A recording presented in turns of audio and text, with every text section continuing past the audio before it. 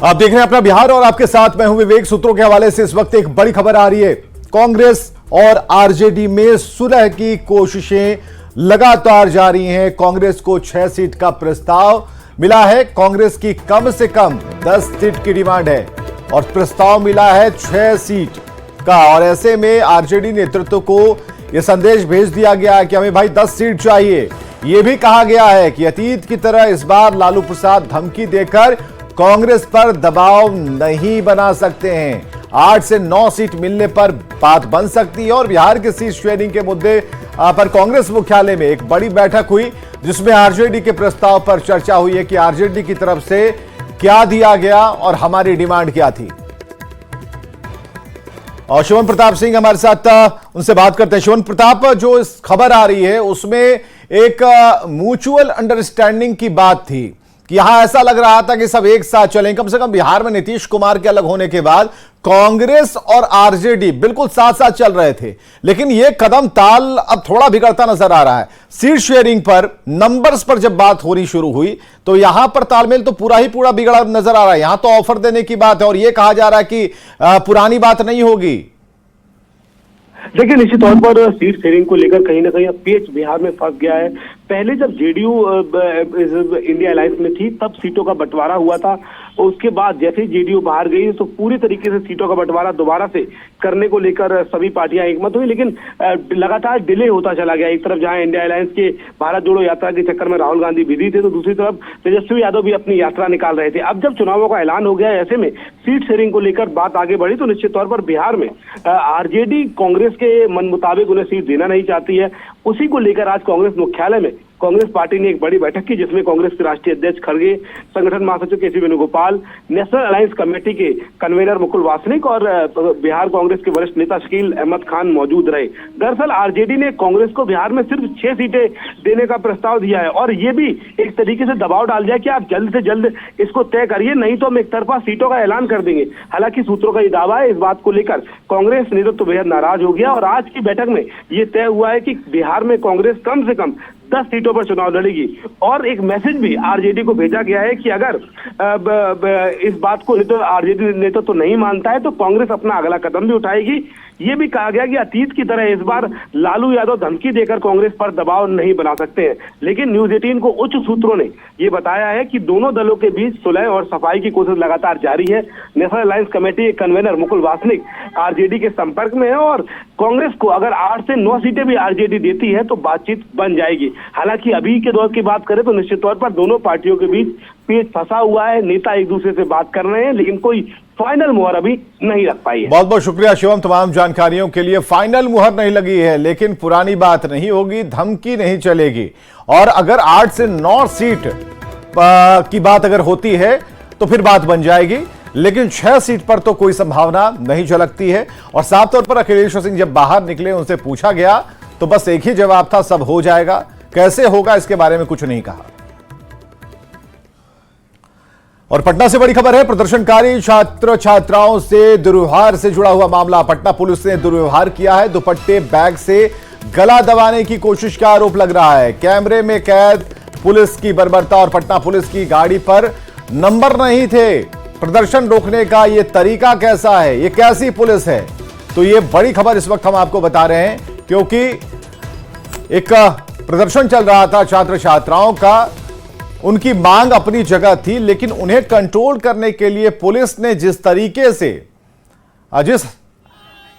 बल का प्रयोग किया, आप समझ सकते हैं, धक्का दिया जा रहा है। आप देखिए यहां पर पुलिस की गाड़ी के सामने ये लोग प्रदर्शन कर रहे थे, लेकिन देखिए इस गाड़ी पर नंबर भी नहीं है। दोनों तरफ, एक तरफ पटना, एक तरफ पुलिस लिखा है। और ये देखिए बैग किस तरह से सड़कों पर घसीटने की कोशिश की जा रही है। तो ये गिरफ्तार करने का, हिरासत में लेने का ये जो तस्वीर है कहीं से भी ये सही नहीं है। और ये देखिए वो गाड़ी है जिसके सामने, पटना पुलिस की गाड़ी के सामने ये छात्राएं प्रदर्शन कर रही थी, उस पर नंबर भी नहीं लगे हैं। तो ऐसे स्थिति में जब अगर नंबर नहीं है तो A/F लिखते हैं क्योंकि नंबर के लिए अप्लाई किया है, लेकिन पुलिस के लिए ये क्यों नहीं लागू होता है? और किस तरह से छात्राओं के साथ बदसलूकी की गई है, इन तस्वीरों में हम लगातार आपको दिखा रहे हैं। तो प्रदर्शन रोकने का यह तरीका कैसा है? प्रदर्शनकारी जो छात्राएं थे उनसे बात की जा सकती थी, उन्हें समझाया जा सकता था, लेकिन दुर्व्यवहार का यह तरीका कहीं से भी जायज नहीं है। जो तस्वीरें सामने आई हैं वो बता रही हैं कि पूरी जो आजमाइश की गई है और कोशिश की गई कि उन्हें किसी भी तरह वहां से हटाया जाए, चाहे कोई भी हथकंडा अपनाने की जरूरत पड़े। तो पटना पुलिस की गाड़ी पर नंबर कैसे नहीं थे? प्रदर्शन रोकने का यह तरीका कौन सा था? ये कई सवाल हैं जो पूछे जा रहे हैं।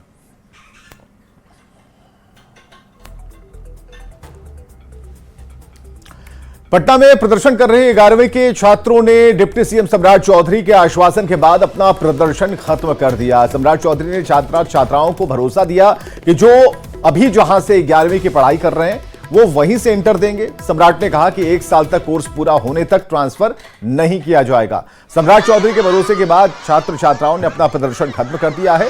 पटना की सड़कों पर होली खेलने के बाद छात्राएं अपने घर लौट चुकी हैं।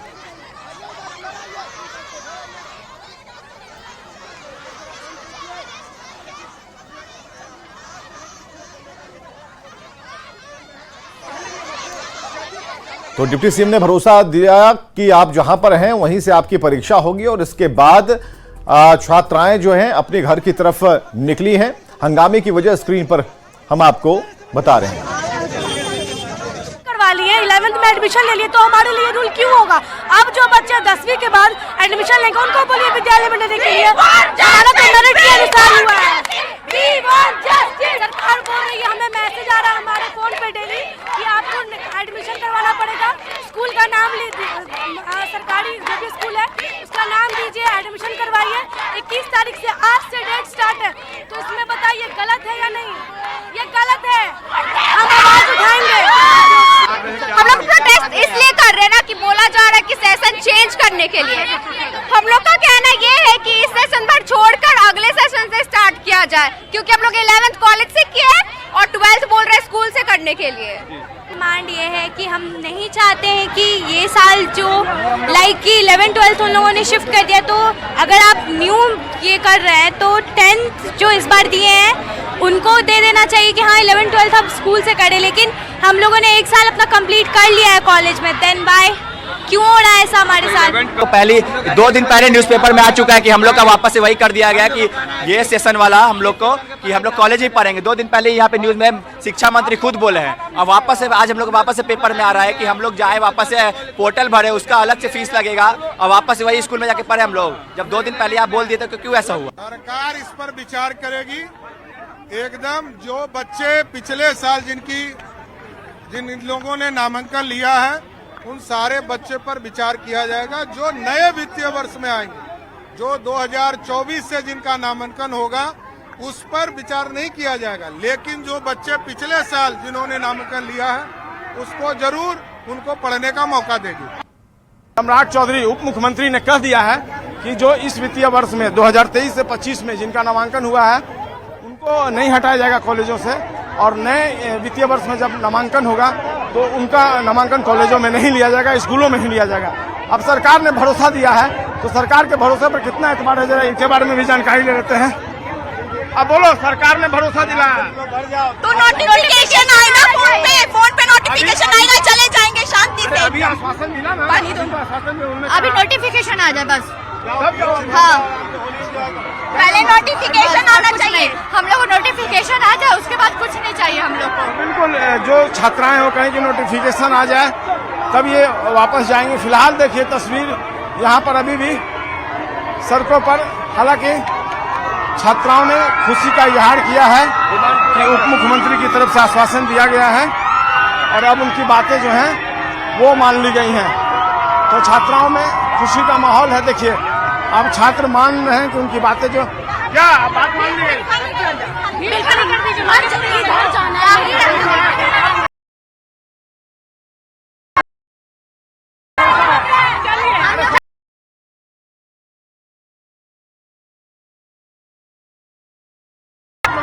जी हम लोग अब घर जा रहे हैं। हम लोग का बात सुन लिया गया, अब हम लोग घर जा रहे हैं। हम लोग खुद ड्रामा नहीं करना चाहते। हम लोग का बस बात था कि हम लोग का बात मान लीजिए या फिर हम लोग को इंसाफ दे दीजिए। अब हम लोग को मिल गया, हम लोग घर जा रहे हैं।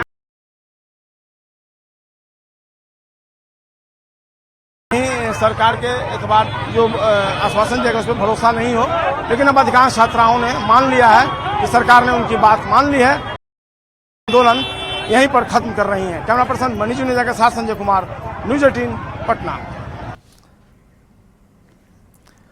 बिहार में इंडी गठबंधन में सीट बटी नहीं, आरजेडी ने उम्मीदवारों को सिंबल बांटना शुरू कर दिया। लोकसभा चुनाव के लिए आरजेडी ने कई उम्मीदवारों को सिंबल दे दिया है। आरजेडी का गया सीट से लोकसभा उम्मीदवार तय हो गया है। कुमार सर्वजीत गया लोकसभा से चुनाव लड़ेंगे।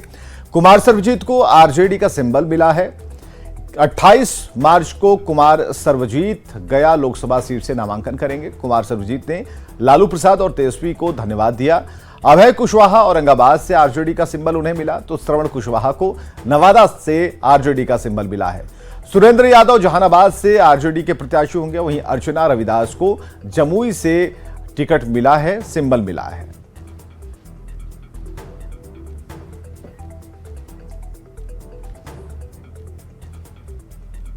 आरजेडी अध्यक्ष लालू प्रसाद और तेजस्वी यादव से प्रदेश कांग्रेस अध्यक्ष अखिलेश ने मुलाकात की, वो हम जरूर आपको बताएंगे, लेकिन कैंडिडेट्स कौन थे ये हम आपको बता रहे हैं। आरजेडी ने अर्चना रविदास को जमुई से टिकट दिया है। इसके अलावा लोकसभा 2024 में कौन कौन से नाम सामने आ रहे हैं आरजेडी खेमे से, हम आपको दिखा रहे हैं। श्रवण कुशवाहा जो कि नवादा से लोकसभा का चुनाव लड़ेंगे आरजेडी की तरफ से। आरजेडी की तरफ से गया के प्रत्याशी होंगे कुमार सर्वजीत, तो आरजेडी ने सिंबल दिया है अभय कुशवाहा को। औरंगाबाद के लिए टिकट दी है। औरंगाबाद से अभय कुशवाहा आरजेडी खेमे से चुनाव लड़ेंगे। सुरेंद्र यादव का नाम है जो कि जहानाबाद से आरजेडी के कैंडिडेट होंगे। तो इन कैंडिडेट्स की तस्वीरें हम आपको दिखा रहे हैं जिन्हें पार्टी सिंबल मिला है। सुरेंद्र यादव जो कि आरजेडी के प्रत्याशी जहानाबाद से बनाए गए हैं।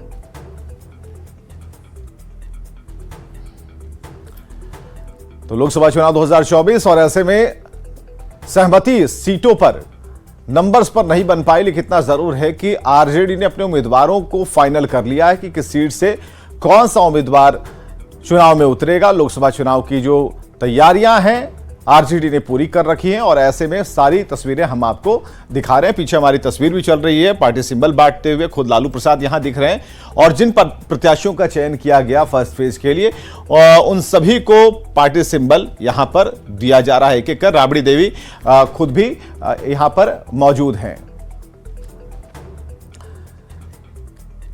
तो ये तस्वीरें हम आपको दिखा रहे हैं और यहां पर आप अगर देखेंगे तो महासंग्राम 2024 और ये टून ये बता रहा है कि जो पार्टी सिंबल मिला है आरजेडी ने किस पर भरोसा किया है।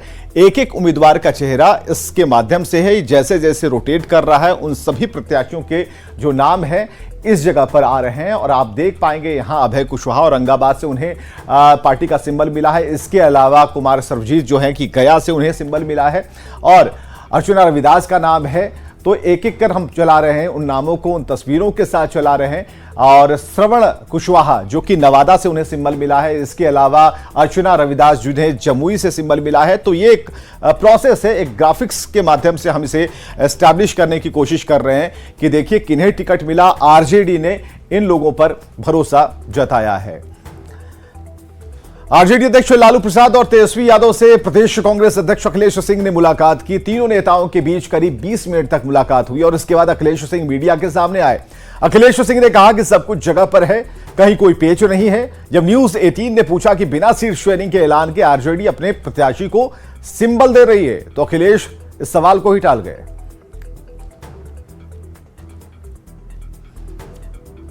अखिलेश सिंह ने लालू यादव से मुलाकात की है। यहाँ पे देख सकते हैं कि जो राबड़ी देवी का आवास है, यहाँ पे अखिलेश यादव आए थे बात करने के लिए। हम बात करते हैं। अखिलेश जी, क्या बात हुई? लालू कोई बात नहीं हुई। आप लोग इतना ये मत हुई, बात क्या होना है, हो जाएगा। 4 सीट शेयरिंग को लेकर अभी तक जो मसला है भाई सब हो जाएगा, सब हो जाएगा, सब हो जाएगा, चिंता मत करिए। सीट शेयरिंग का फॉर्मूला साफ नहीं हुआ और कैंडिडेट आरजेडी ने घोषित कर दिया। कैंडिडेट आरजेडी ने घोषित कर दिया बिना सीट शेयरिंग के फॉर्मूले के। चलिए सवाल के जवाब देंगे ना। मुलाकात तो मेरी होती रहती है, कौन नई बात है। हम लोग एक साथ सब चुनाव लड़ेगा तो मुलाकात बात तो होती रहनी है। औरंगाबाद कांग्रेस की सीट थी, आरजेडी ने अपना उम्मीदवार दे दिया। चलिए चलिए, बंटवारा हो जाएगा, हो जाएगा जल्दी, 1-2 दिन में सब चीज। सुरेंद्र यादव ने न्यूज 18 से बात करते हुए कहा कि उनका जहानाबाद सीट से लोकसभा चुनाव लड़ना पक्का हो गया। लालू प्रसाद का आशीर्वाद उन्हें मिल चुका है। सुरेंद्र यादव ने कहा कि पिछली बार अपने लोगों के भीतर घात की वजह से हार हुई थी और इस बार वो गलती नहीं दोहराएंगे। उन्हीं से बात करते हैं। सर, इस बार लोकसभा चुनाव लड़ना जहानाबाद से आपका पक्का है? नहीं, अभी गया से लड़ेंगे कुमार सर्वजीत जी, और अभय कुशवाहा जी लड़ेंगे औरंगाबाद से और हम लड़ेंगे जहानाबाद से। ये 3 सीट फाइनल है और इस बार हमको लगता है कि जो हम गलती किए थे, काउंटिंग में हम नहीं गए थे, तो हम पार्टी से और पार्टी के तमाम कार्यकर्ता से और अपने लीडर से और अपने अभिभावक लालू प्रसाद जी और राजमाता राबड़ी से माफी चाहेंगे। बिना सीट बंटवारे के सिंबल बांटने पर सियासत शुरू हो गई। कांग्रेस का कहना है कि सीट बंटवारे के बाद ही उम्मीदवारों को सिंबल देना चाहिए, सभी का सम्मान होना चाहिए। तो आरजेडी का कहना है कि उम्मीदवार तय हो गए हैं, तो जेडीयू महागठबंधन पर तंज कस रही है। देखिए, किसी भी गठबंधन में महत्वपूर्ण होता है गठबंधन धर्म, एक दूसरे के प्रति विश्वास, एक दूसरे का सम्मान। और हम अपने गठबंधन के सहयोगियों से यही अपेक्षा रखते हैं कि वो हमारे इस भाव को समझते होंगे। बेहतर होगा कि गठबंधन का ऐलान हो जाए, सीटों का बंटवारा हो जाए, मीडिया में सारी बातें आ जाए, उसके बाद उम्मीदवारों की घोषणा हो। चुनाव की प्रक्रिया शुरू हुई है। 28 मार्च तक नामांकन की प्रक्रिया चलेगी और जिसको उम्मीदवार बनाना है पहले चरण में, उसके संबंध में सभी जो उम्मीदवार होने वाले हैं उनको बता दिया गया है। वो अपने कार्यों में लगे हुए हैं और स्पष्ट रूप से घोषणा किसी समय भी हो जाएगी। वाह रे महागठबंधन का समन्वय। अभी कल तक मनोज झा जी कह रहे थे कि बातचीत चल रही है और बहुत जल्द सीटों का बंटवारा हो जाएगा। इसी बीच राजद एक कदम आगे बढ़कर उम्मीदवारों को सिंबल पकड़ाना भी शुरू कर चुकी है और बेचारे कांग्रेस पार्टी और वाम दल के लोग पिछलग्गू बने चल रहे हैं। बड़ी दयनीय स्थिति है। इंडी गठबंधन में सीट बंटवारे से पहले ही आरजेडी ने उम्मीदवारों को सिंबल बांटना शुरू कर दिया, जिस पर सियासत तेज है। बीजेपी का कहना है कि लालू ने उम्मीदवारों की घोषणा कर कांग्रेस और लेफ्ट को उनकी औकात बता दी।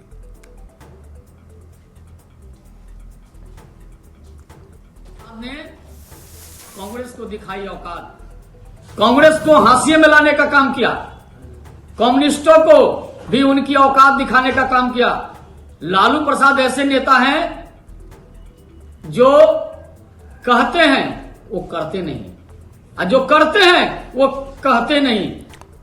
और आरजेडी विधायक रोहितलाल यादव ने लालू प्रसाद और तेजस्वी यादव से मुलाकात की। मुलाकात के बाद रोहितलाल यादव ने पाटलिपुत्र सीट से उम्मीदवारी का दावा ठोक दिया है। रोहितलाल यादव ने कहा कि लालू प्रसाद चाह रहे हैं कि मैं पाटलिपुत्र से चुनाव लड़ूं और मैं पाटलिपुत्र सीट के लिए पूरी तरह से तैयार हूं। वहीं गठबंधन के बिना सीट बंटवारे के सिंबल बांटने पर रोहितलाल यादव ने कहा कि लालू प्रसाद जानते हैं कि क्या करना है। चाह रहे हैं हमारे आदरणीय राष्ट्रीय अध्यक्ष श्री लालू प्रसाद यादव जी चाह रहे हैं कि हम पाटलिपुत्रा क्षेत्र से चुनाव जीते हैं। अब जैसा वो सोचेंगे उन्हीं के अनुसार हम लोग को चलना है। आप तैयार हैं सर? हम लोग पूरे पार्टी के सिपाही लोग तैयार हैं। सीट शेयरिंग अभी तक नहीं हुई है सर। कहिएगा रितलाल जी, तक होने की अभी तक क्लियर नहीं हुआ है सीट शेयरिंग। अभी कहीं पे कैंडिडेट का नाम ओपन हुआ है किसी पार्टी का? नहीं हुआ है, तो अब चिंता क्यों कर रहे हैं? धीरे धीरे सब हो जाएगा। अच्छा रितलाल जी, बिना सीट शेयरिंग के पहले ही अब लालू यादव सिंबल जो है दे रहे हैं, कुछ इस पे कांग्रेस सवाल खड़ा कर रही है आप ही लोग पे। देखिए, हमारे राष्ट्रीय अध्यक्ष हैं, इस विषय पे अधिकृत उन्हीं को किया गया है, जो भी जवाब देंगे वही देंगे।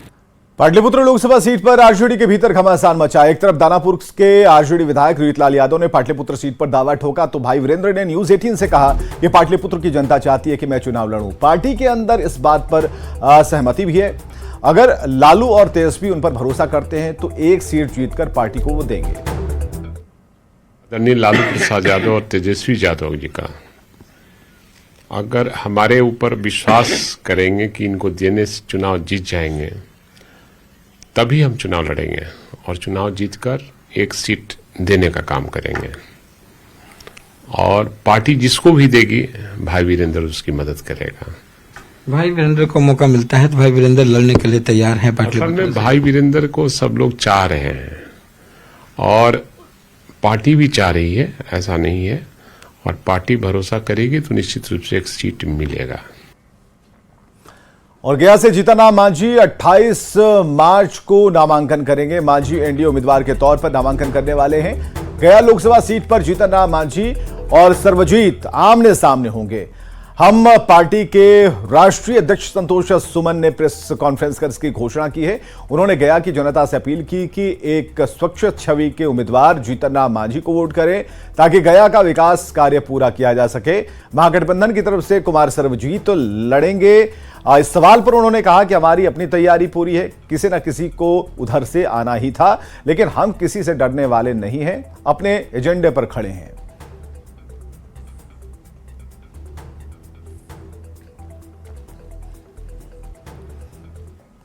और सीट शेयरिंग को लेकर बड़ी खबर है। जमुई से अरुण भारती एलजेपीआर से चुनाव लड़ेंगे। अरुण भारती चिराग पासवान के बहनोई हैं।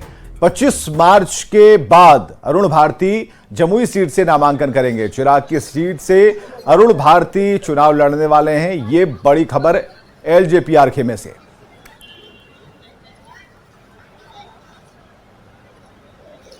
तो चिराग के बहनोई अरुण भारती के बारे में जो खबर आ रही है कि 25 मार्च के बाद वे नामांकन करने वाले हैं।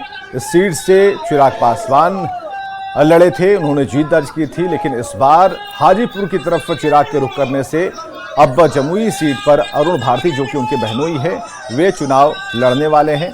तो एलजेपीआर के में से एक बड़ी खबर हम आपको बता रहे हैं। एलजेपीआर से अरुण भारती को टिकट दी गई है और चिराग के बहनोई हैं अरुण भारती।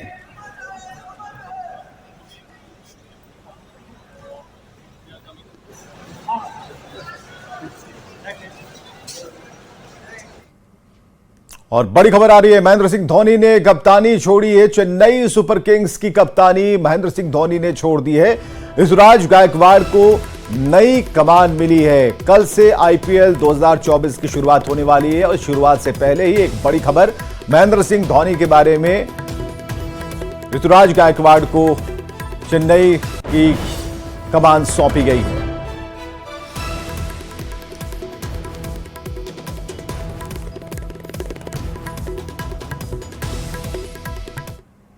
और आइए देखते हैं इस वक्त की हेडलाइंस। लेकिन उससे पहले एक बड़ी खबर हम आपको दिखा रहे हैं। खबर क्या है? सोशल मीडिया पर बायो बदला है पशुपति पारस ने। मैं हूं मोदी का परिवार हटा दिया है। देखिए, मोदी कैबिनेट से इस्तीफे के बाद एनडीए में तरजीह नहीं मिलने पर छोड़ा और पशुपति कुमार पारस ने सोशल मीडिया एक्स पर अपना बायो बदल लिया है। मैं हूं मोदी का परिवार लिखा था, लेकिन उसे हटाया। मोदी कैबिनेट से इस्तीफा दे चुके हैं पशुपति कुमार पारस और एनडीए में तरजीह नहीं मिलने की बात उन्होंने कही। अब सोशल मीडिया एक्स पर उन्होंने बायो बदला है। और खबरें लगातार जारी हैं, बने रहिए हमारे साथ।